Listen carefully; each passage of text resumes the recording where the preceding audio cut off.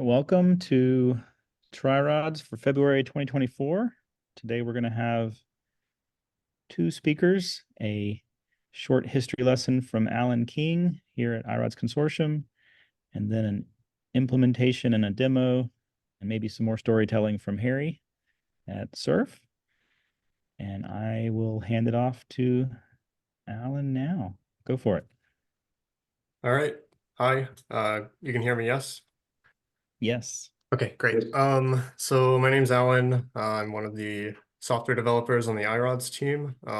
Like Terrell said, I'm going to talk a little bit about the history of the iRODS Authentication Working Group and the new authentication plugin framework that resulted from that group, and a little bit of an introduction to the PAM Interactive plugin as well. Harry is going to talk after me from Surf, and he'll give more of an overview of their use case for this plugin and some of the cool stuff they did with it. So start with the Authentication Working Group. This group started with a basic problem that the PAM plugin for iRODS was a single password prompt and does not allow for complex flows. So if you are in 4.3 iRODS servers, you would know this as the PAM password authentication scheme. In the past, it was just called PAM. Basically just asks you for a password for an existing PAM user and make sure that that password authenticates the user through the PAM service, which grants them authentication to iRODS. In 2020, Surf approached the consortium with an idea for developing a new authentication plugin to allow for more complex PAM configurations because they were running into this problem. So at the bottom here, I've got the diagram from their original proposal. If you kind of block out the third box there, you'll kind of have an idea of what was happening before this proposal. So you've got your client talking to your iRODS server, and the iRODS server is talking to the PAM service. And the way the plugin was designed originally, it just asks for the password from the user, sends it over to the PAM service, and authenticates, right? What Surf proposed was putting a service in the middle to handle more complex conversations with the PAM service, and we'll get into the guts of that here in a little bit. First, what the working group developed was basically a new auth plugin interface. Like I said, the old plugin interface was pretty limited. It implemented 5 operations that were strictly ordered. I won't go into what they are because they're kind of abstract and esoteric. The point is they did not allow clients to have complex authentication flows. What happened in the working group was this new plugin framework, which uses JSON-based message passing to communicate with the server and send all sorts of different kinds of information back and forth and getting information from the user. So over here on the right is kind of the design diagram of what's going on there. Each box over there represents a step in the process. So the client is basically running through each of its steps for authentication. It calls out to an API that sends information to a server-side step in the authentication flow. And then the server sends stuff back depending on what the step is. And the point is there can be an arbitrary number of these steps on each side of the conversation. You can go back and forth. It's all defined based on this JSON-based message passing. The plugin framework was integrated into 4.3.0. So if you're using a 4.3 server, then you are using this new plugin framework, whether you knew that or not. I will note that it's mostly supported by the I commands right now, but we're working on getting the other clients up to speed as well. So what this framework allowed us to do was implement the PAM interactive plugin. So Surf is the organization that put this thing together. At the bottom here is kind of the flow of the conversation service, PAM conversation service from the first slide. And this allows, sorry, the new framework allows implementing this conversation service in the plugin framework. So Surf demonstrated first implementation of the PAM interactive plugin at the user group meeting in 2022. They demonstrated a simple username and password flow, two-factor, and a token exchange. So this was pretty much not possible with the old PAM plugin. So this is very exciting and kind of opened up the world of possibilities that Harry's going to show you in just a little bit. So here is a diagram showing kind of a the basic username password flow as mentioned before, but it's using PAM Interactive. So the idea is these yellow boxes correspond with the states from the diagram on the last slide, that PAM conversation service. So that is sitting between the PAM plugin and the PAM service. So the PAM plugin is able to basically go between these states using that PAM conversation service. And again, this is an implementation of the username password flow that was already possible, but it doesn't take much imagination to see how you could expand this to insert any number of steps in between if you wanted to do multi-factor authentication or something like that. Finally, this is my segue to Harry's part of the talk. This allows for implementing things like an OIDC authentication flow. This was Surf's, one of Surf's primary use cases, as I understand it. And again, Harry's going to talk about that in a second, about why that's important. And yeah, having this new plugin framework and PAM interactive plugin is what allows this kind of authentication flow to be implemented.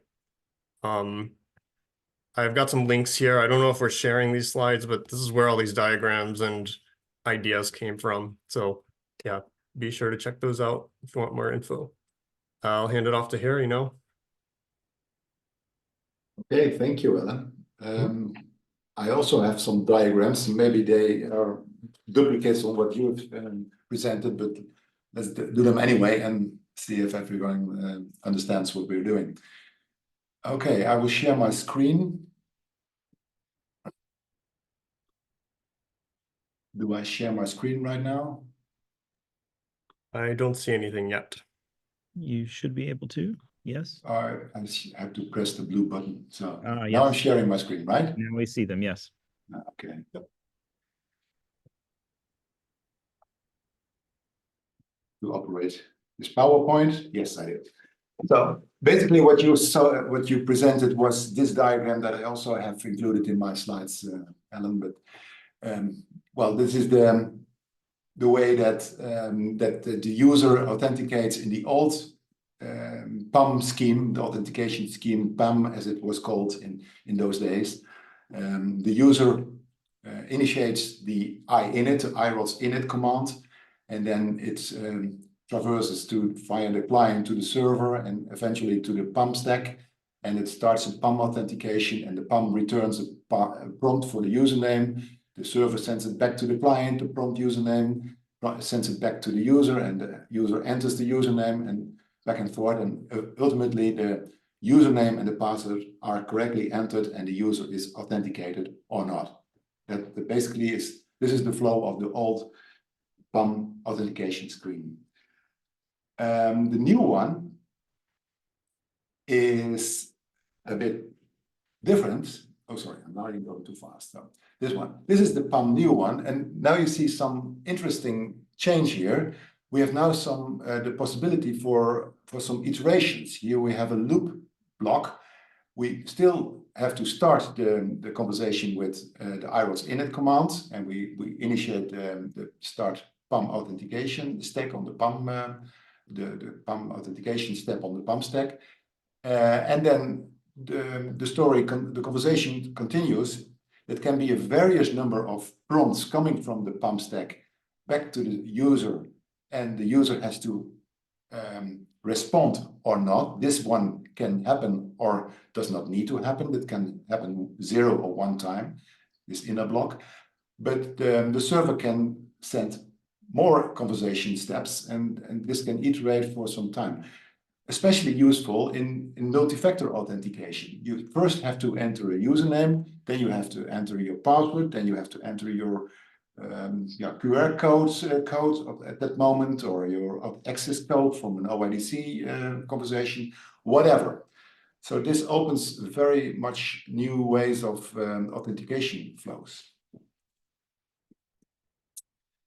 I have a setup to demonstrate all this stuff, and to understand what I will show you in a minute is that I have created this demo installation on a fresh machine. I started this machine on Monday, I believe, and I have created a Docker Compose file, which has 3 containers in it.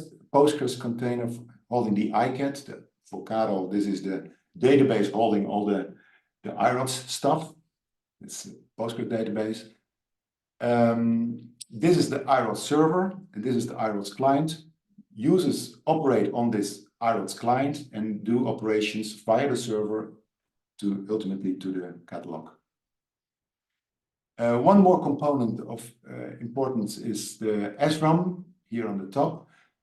SRAM, not all people will know SRAM, but SRAM is the product that we operate in the Netherlands. That's the Serve Research Access Management facility.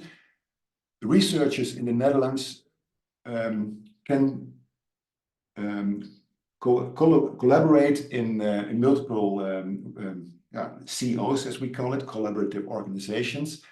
And researchers can invite other researchers, and they will have then a community in which they use different services. And one of these services can be iRODS. So think of a community, like some community is stored in an LDAP, in SRAM LDAP, and this community uses this iRODS facility. What we then have is this iRODS client is running a cron job every minute or every 5 minutes, or every now and then this runs, and it retrieves all the identities in the SRAM LDAP. SRAM identities and SRAM groups are retrieved from SRAM, and they are processed here in this cron job. This cron job then does different things. All the identities are registered via the iRODS server as identities in the iCAD database. I will show you in a minute how this works. All the groups are registered in the iCAD database, and all the identities do also get a home directory on this machine. So each user is provisioned with a home directory, and in this home directory, I will have a subdirectory iRODS, very traditional configuration file for every iRODS user, and with the iRODS environment, holding different special attributes. And of course, also the SSH public key will be stored in the SSH authorized keys in this folder. Keys are stored in the LDAP because people using SRAM register their SSH key in SRAM, and because it's registered in the LDAP, it's now retrieved in this cron job and stored here as well. Typical use case for iRODS users will then be go to that machine, SSH, well, this now runs on port 2222. So the typical command would be for a user SSH -p, this port number, your SRAM user ID. Every identity in SRAM has a unique SRAM user ID. Mine is Kodden 5, so I will use it later on. And this is then the IP address for this machine. And then follow-up step when they are authenticated and they are having a terminal session on this machine. The next command would be, this would be the prompt, and then you run an init command. So this is basically the setup. I will now switch to my terminal screen. Is this also visible? Yes, we also see the Yes? dock at the bottom. Okay. Yes. Okay, very good. So I'm now bottom left, I'm on the machine. This is the Docker host, so to say. I just closed down all the containers, so nothing is running. If I can show you, nothing is running. Docker PS, nothing runs. What I can do is spin off all these containers that I just showed you.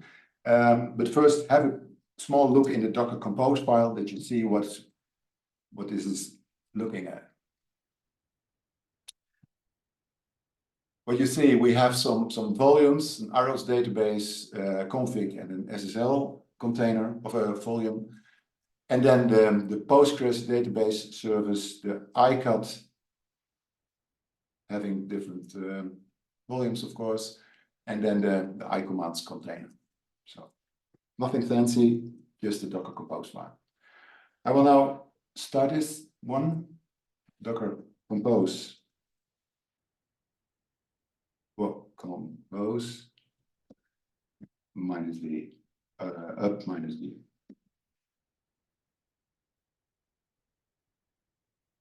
These containers will be created now.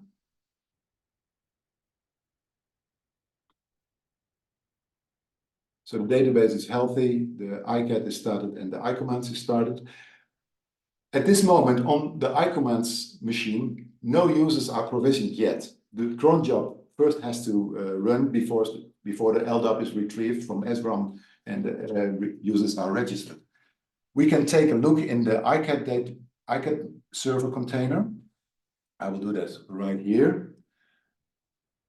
SSH iRODS, what is its name? iRODS server. I'm now in the iCAD machine. This is root at iCAD.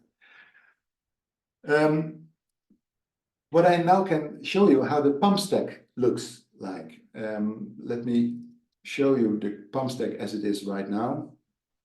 Let me VI. I hope everyone is familiar with PUM, otherwise it's hard to understand, I think. What I've prepared is a few different PUM scenarios. I will show them one by one, and this one I will show late at the last one, as the last one. Let's start with a simple one. So I uncomment this one. This is a simple PUM script. One way to run a PUM stack in a testing environment is to use PUM tester. I can do this right away. PUM tester, iRODS, and then Kodden 5. That's my S1 identity, and I ask for authenticate. This one just asked for a password, and then I say secret, and that is the valid password. If I would enter something wrong, XX of AAA, authentication failure. Basically, this flow is nothing different than the old PUM flow that we had in the previous implementation of the PUM stack for iRODS. What this flow is actually doing is very simple. PUM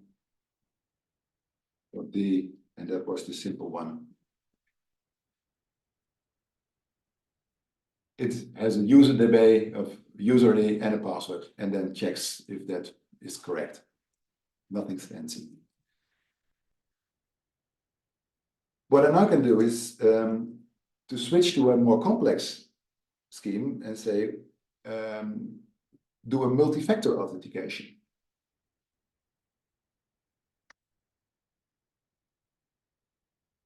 That's the, and then I have to switch this from simple to complex.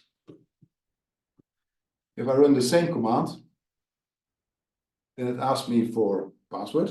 I type in the secret again, and then it asks me for a token value, 1, 2, 3, 5, 6, and then it's valid. So now we have a slightly more fancy flow. We ask for a second factor, also very interesting. But if we want to do a really fancy way of flow, then we can do something else as well, and we can say, okay, not this one, but the funny one. And I authenticate again. Hi, Kodden 5. I have some questions for you. When you look outside now, how many elephants do you see? What did you eat last night? What is the current code of your authenticator right now? Well done. I think I know you good enough. And these are the credentials I have registered. When I do it again, I get different questions. Well, you get it. There is some randomizing thing of questioning here. And if I don't enter anything, then it says, shame, don't be naughty. You have to answer honestly. Right? You can now design very fancy way of authenticating persons and do the make the questions you want to implement, and well, and you can do it with the new iRODS facility. So this is only just testing. In the meantime, the iCommands container should have been ready with provisioning the identities. Let's see and take a look. SSH iRODS client. I'm right into my own home directory, Kodden5 on this machine. I can show you how many people are provisioned anyway in this machine. See, many identities are registered. I can also see that here in the iCAD, when I switch to the RODS admin, I'm now the RODS admin. If I do iAdmin list users, and you see all these users are registered in the iCAD. Right? On the server, the funny authentication scheme is still active. That was the last one we operated on the server with PAM tester. If I now start init on this client, this will effectively initiate that PAM flow. Let me show you. init, init. Sorry. It first asked me for my username. Hi, I got some questions for you. That is the same flow that we saw. What is the name of your pet? Egon. So, and now I'm actually authenticated. When I do ILS, then I'm actually authenticated. I do iExit, and now I initiate the OIDC flow. For that, I have to switch back to the iCAD server and change the PAM stack again. Go back from the RODS admin. I'm now root again. etc pam.d iRODS. So this was the funny one. I put this in comment again, and now I take out this one. That's the device code flow, the OIDC device code flow. Are you guys aware? Do you understand the device code flow? Maybe it's good that I show you how this works. For that, I have this Python Hub notebook. And what the device code flow actually needs is a provider, an OIDC provider, a well-known endpoint. Where can we retrieve from the OIDC provider the configuration document?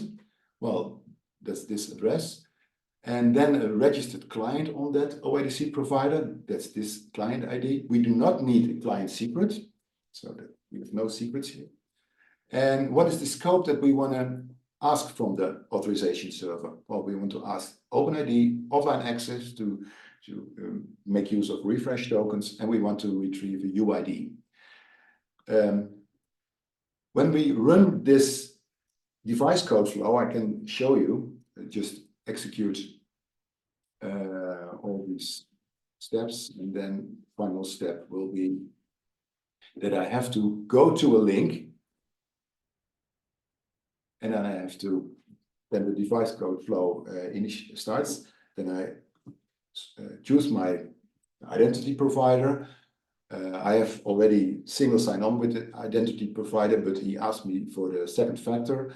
I select the YubiKey and I press my YubiKey. Then the identity provider says, okay, you can switch, close this window. And then the authentication was successful. Welcome. This is my UID. The subject of this is my subject ID, and this is my UID. You see, Kodden 5, and it uses the refresh token for 5 times, and then it's finished. So basically, this is the device code flow, the OIDC device code flow. This same flow we will now use in the PAM stack. I taken that out of comments, so now I initiate that stack from the iCommands terminal. I do init again. Username Kodden 5. And it asked me for a session password.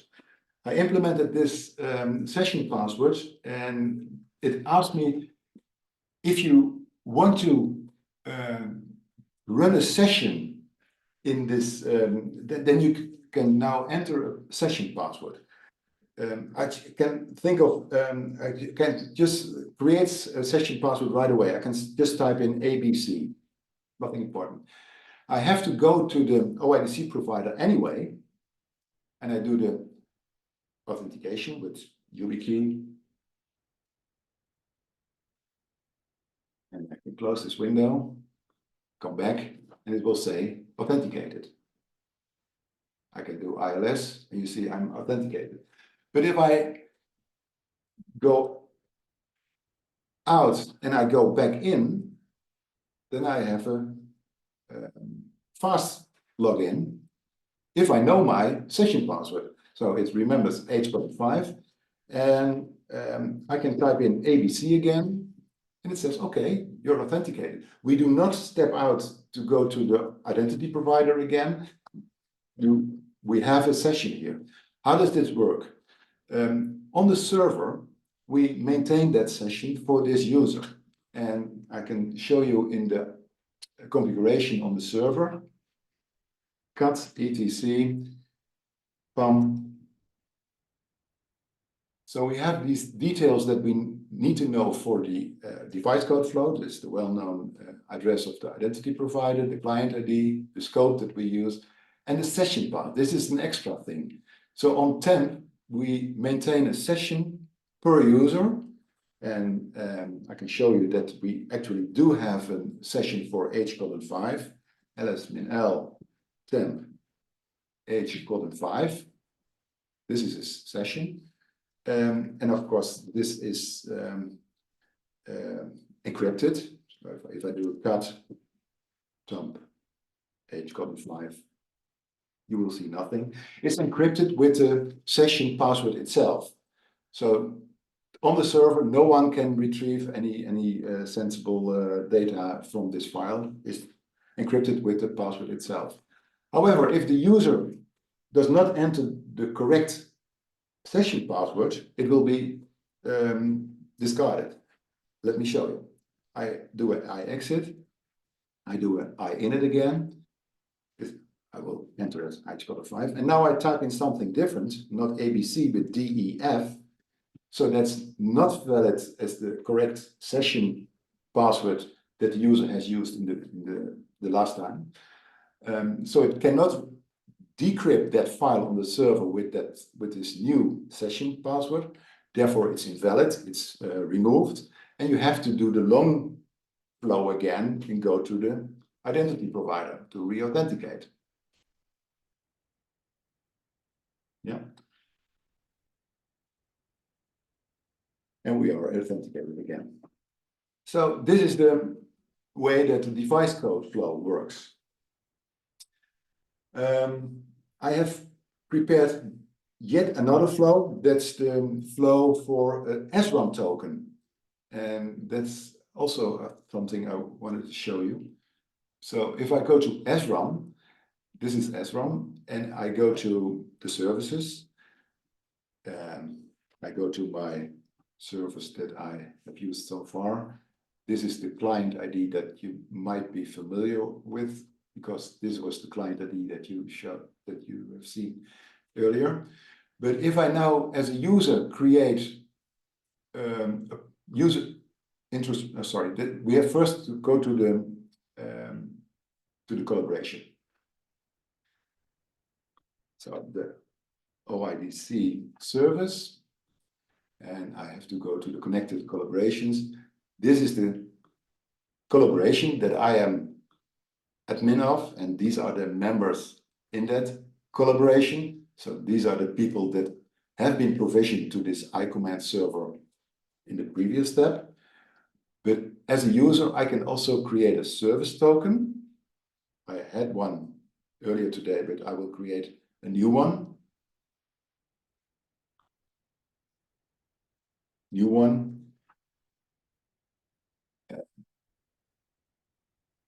For this, I have to copy it.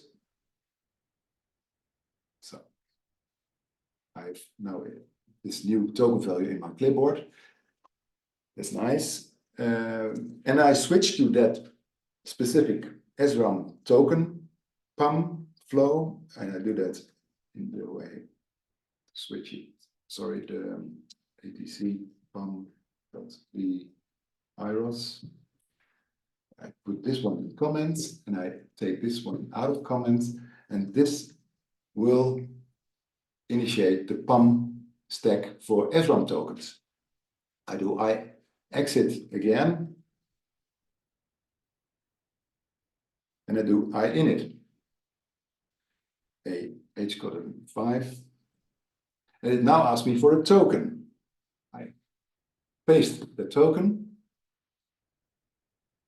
and I might authenticate it. So that's yet another conversation flow that works with the new PAM interactive plugin. So what we've seen. The used components are 4.3.1 release components. On the server, we have the iRODS server. On the client, we have the iRODS iCommands. The specific plugins we used is the iRODS database plugin for Postgres, of course, and the iRODS Auth interactive PAM for the server part, and on the client, of course, the client part. The provisioning to LDAP is done with this script, iRODS LDAP sync script, that runs as a cron job. And I've demonstrated the PAM OIDC flow, the PAM access token flow, and this one I did not present. The last one I did present, the OIDC token flow and the SRAM tokens flow. This is another one, you can take a look at it. It's when you have a token, an access token as a bearer token, you can use this flow as well to authenticate with iRODS. Well, basically, this is it. Any questions? That's great. Thank you. I have a couple questions. Maybe I'll go later. I don't know. Anybody else have any questions first? I do. Yeah. You may have answered some of these, but I'll start by asking. So, where did the PAM tester application come from? Is that something you wrote, or is that something that was provided by the system? No, that's a component. That's a standard component that you can just install on Ubuntu, for example, apt-get install PAM tester.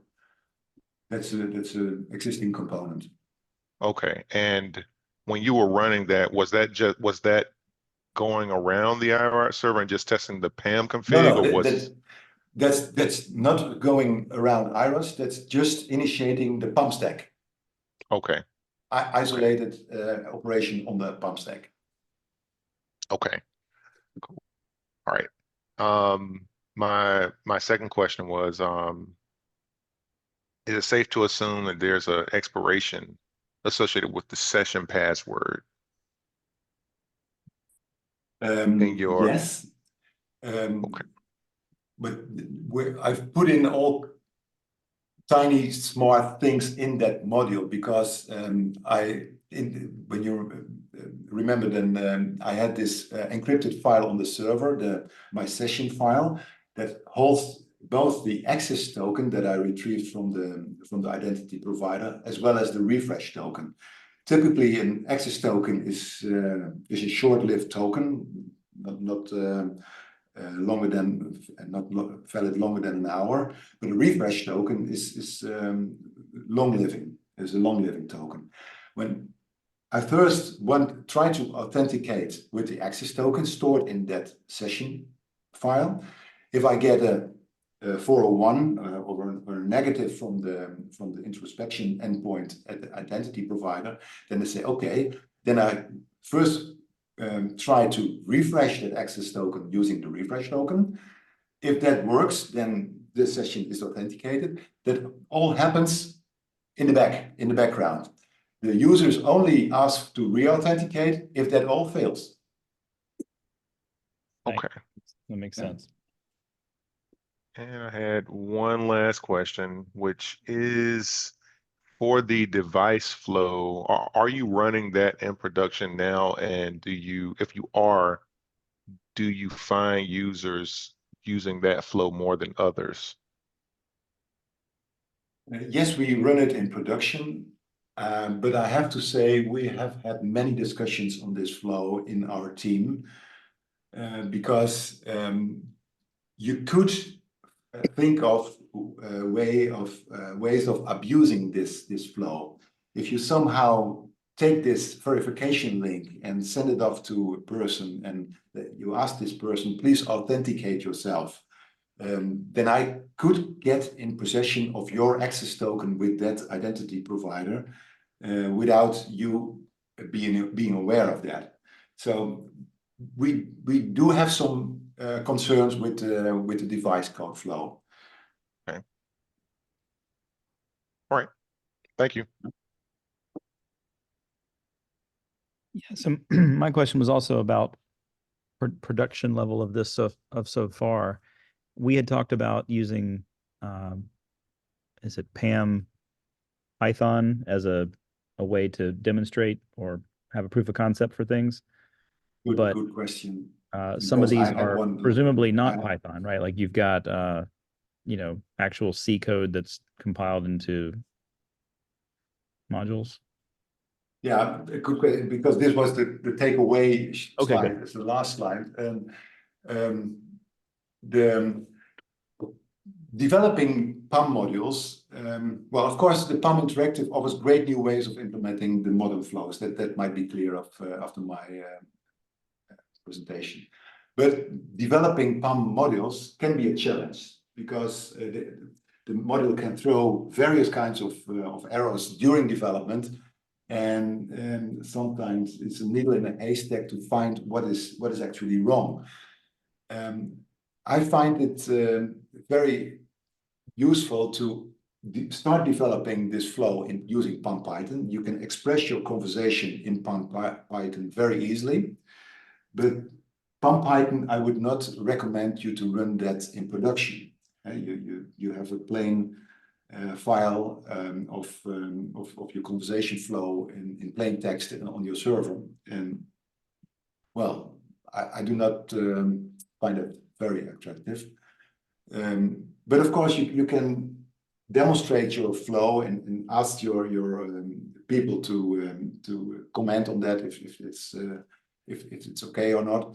And when you're finalized in using PyThon, then you rewrite that flow in something else in C++. And all the flows that I presented with the token flow and the OIDC flow, I have rewritten in C++. Ah, okay. So I started with PyThon, and later on they went production ready code. Very good, very good. And those links that you had on the last slide are the the new ones. Yeah. Very good. Thank you. Corey, have your hand up? Yes, I just wanted to kind of ask about like so you rewrote the PAM Python implementations using C++. Was that fairly trivial, or did you experience significant differences in how the code was ported? Yeah, it's not a trivial exercise, Corey. It takes some time, but I think when you take the repository as a link, as an inspirational link, then you will have a head start, because many of the things that I have had to find out were already in this solved in this repository. So you definitely have a head start developing other modules using this repository as an inspirational thing. Okay. And I think you had a GitLab link to Surf. Yeah. It looks like those are those public? These are publics, yeah. Okay. Yeah. They will be promoted to Surf repository. Oh, I see. It's soon. not, I had surf.info. I was guessing. No, they I had did to not catch that it was had to be yours. moved to a Surf repository. I see. Yes, I found them. Excellent. Does anybody else have any more questions? I'm excited to see that the OIDC just basically worked. That's great. Yeah, quick one here from SRE side. So can you comment on what you gained on rewriting in C or C++? And can you comment on how many users have you onboarded now, despite the drawbacks and the discussions, and how does that scale? What's your and also what's your final scaling target? How many what's your population like? Well, Carol, the population, the typical populations on an iRODS server, yeah, maybe Terrell can better comment on that, but my finding is that there are small populations. We have small collaborations operating a single iRODS installation, but that's my experience so far. So it's not about scalability here. Yeah, I think the largest that we know of is, maybe 100,000 users. So it's not millions and millions, but those are the large installations. I would say tens of thousands. So despite wanting to rewrite in C++, you could just as well run in Python, right? Is that correct? That perspective, yes. Yeah, that makes sense. Okay, yeah, cool.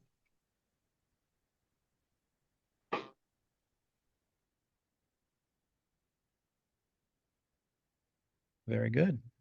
Anybody else? Harry, this is great. I am so happy that we've been able to join forces and make this work. This is inspiring. Yeah. It was a very cool demo, I have to say. Nicely done. Thank you. Kudos. Well, very good. Well, thank you all. And I will stop the recording now. Thanks.